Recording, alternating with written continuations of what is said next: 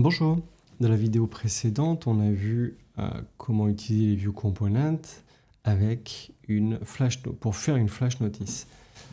Dans cette vidéo, je voulais l'améliorer un petit peu. Quand on s'est quitté la dernière fois, donc on avait cette flash notice, mais on était resté là et en gros, elle disparaissait pas. Je voulais du coup rajouter un petit peu de code pour pouvoir la faire disparaître. La première chose qu'on va utiliser, c'est une animation custom de Tailwind. On va l'appeler Animate Fade Out. J'avais déjà fait une vidéo d'ailleurs là-dessus. On va aller dans tailwind.config.js et dans le theme, on va aller ajouter notre animation custom. Donc, on va ajouter keyframes. Je vais l'appeler fade out. Hop. Ouais, on va reprendre un petit peu de ce qu'il dit. 0 à 70%, opacité 1. Et ensuite, quand ce sera à 100%, opacité 0. Ça va pas se faire en un instant. On va se mettre là et on va ajouter une animation. Pourquoi pas? Qu'est-ce qu'il propose? Fade out. Ouais, on va le mettre en 3 secondes.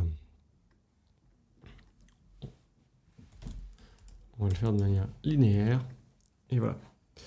Donc là, normalement, déjà, si je recharge, voilà, on voit elle disparaît petit à petit, et puis à la fin, elle est à 0.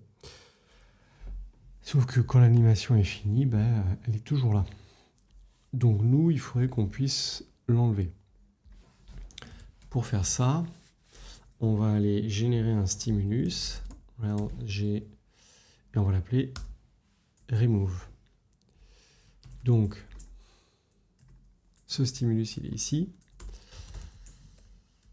Hop, on va déjà aller le placer dans le texte, dans le code, dans l'HTML, avant même d'avoir fait autre chose d'ailleurs.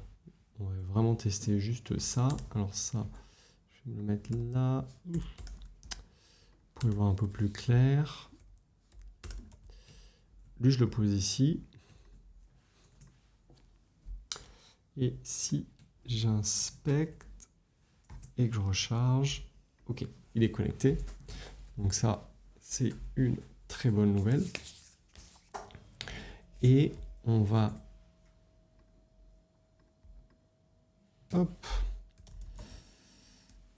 ajouter une fonction remove et effectivement, l'élément sur lequel on l'a plugué, on va l'enlever. Quand est-ce qu'on appelle ça? Eh bien, on va avoir envie d'utiliser ça lorsque l'animation a fini. Donc, pour appeler une méthode, on va appeler dataAction.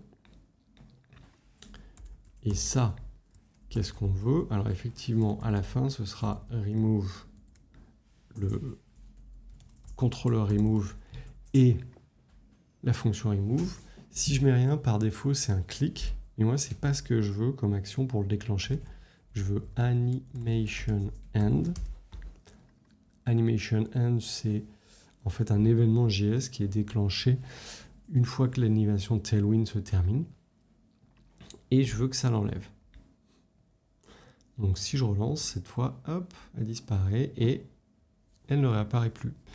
La flash notice a été complètement enlevée. En creusant un petit peu le sujet, j'ai vu ce serait bien d'ajouter aussi un data turbo temporary. Ça enlève l'élément avant qu'il soit cached, donc pour éviter qu'il réapparaisse quand la page est restaurée. Donc nous, ça nous intéresse.